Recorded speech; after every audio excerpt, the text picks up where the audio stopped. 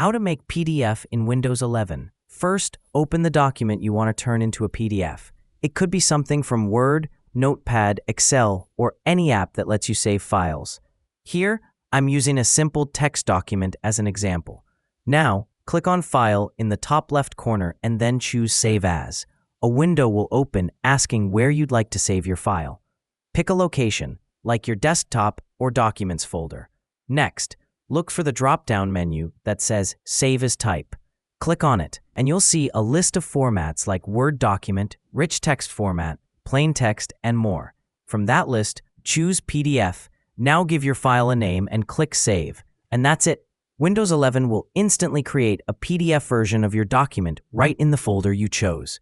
When you open it, you'll see it looks exactly like your original, just in a portable PDF format. So, that's how easy it is to create a PDF in Windows 11 using the Save As method. Quick, clean, and completely built in. If this helped you out, don't forget to like the video and subscribe for more tutorials. Thanks for watching.